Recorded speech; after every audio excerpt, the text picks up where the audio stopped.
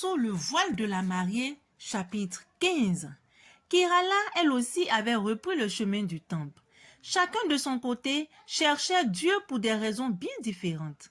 Peu importe le lieu, elle avait réalisé que sa descente aux enfers tenait à son euphorie et à son incrédulité. Dommage qu'elle ait eu besoin de la religion après s'être amusée avec la providence. L'ayant reconnue, elle en avait eu honte. Ce dimanche, elle se rendit au temple pour se confesser et, si possible, y retrouver le bonheur perdu dans les vestiges du souvenir. Elle se souvenait bien de sa rencontre avec Jean-Jacques. Il s'était aimé à la chrétienne grâce à Ariane. C'était l'amour pour l'amour. L'amour recommandé, forcé, imposé, auquel on liait sciemment le nom glorieux du Christ pour berner celui qui en aurait le dégoût.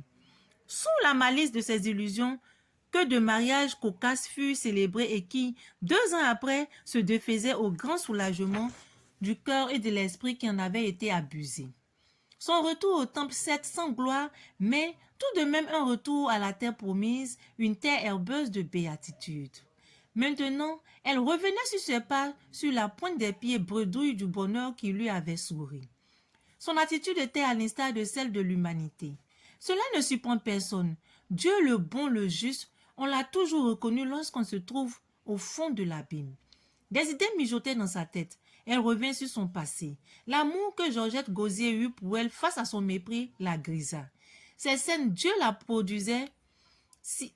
produisait sciemment pour lui montrer la minceur de son aura et la petitesse de son humanité. Mais depuis, beaucoup d'eau avait coulé sous les ponts et elle s'en voulait pour ses errements. Elle devrait donc comprendre que le mariage n'est pas un métier, encore moins l'anneau qu'on porte au doigt, un diplôme. Toutes ces créations de l'homme ne sont que flatterie des cœurs, hypocrisie des sentiments. Qui pouvait-elle accuser de l'avoir induite en erreur? Personne. Trop de signes de la vie montrent toujours que l'orgueil est le père du déclin et de la gloire, et la gloire, à l'opposé, est la fille adorée de l'humilité.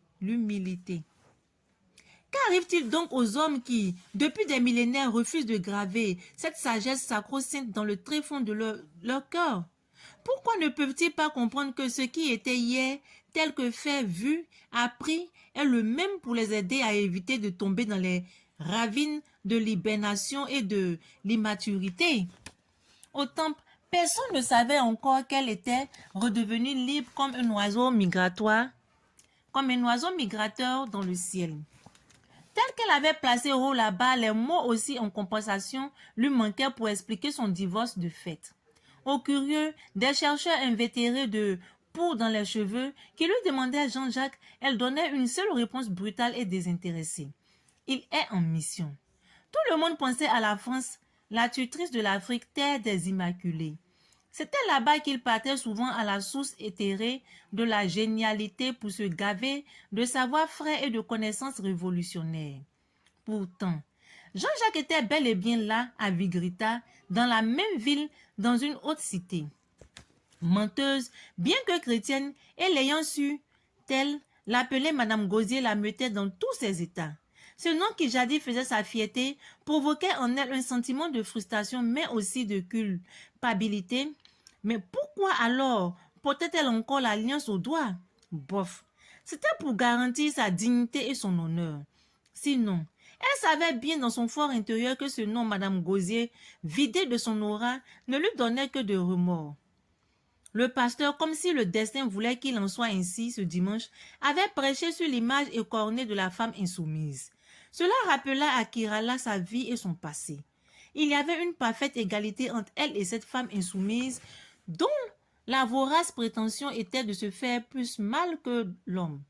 Sa souffrance était donc le prix de sa témérité. Alors, lasse de subir les récriminations de son remords, elle ouvrit son cœur à son pasteur. Les deux, yeux fermés, priant, s'étaient confiés à Dieu et lui avaient demandé au nom du Saint-Esprit de dompter l'esprit de Jean-Jacques Gosier. Avant tout, le pasteur n'y était pas allé avec le dos de la cuillère. La part des choses avait été faite. Elle avait raison de combattre l'impudicité de son homme et les hérésies de Fatim Bamba, qui osait lui ravir son bonheur, mais tort d'avoir chassé la mère et d'autres alliés de Gosier. Elle avait acquiescé longuement et compris qu'elle devait vivre sous le même toit que sa belle-mère. Les terres de Zuguzaga en avaient besoin pour achever leur consécration. Demande pardon à ton mari. Oui, pasteur. Puis ils prièrent. Sûrement, Dieu exaucerait leur prière car il l'avait fait avec foi. Or, tout ce qui est fait avec foi atteint inévitablement son but. Ainsi s'achève notre chapitre. Je vous dis à très bientôt.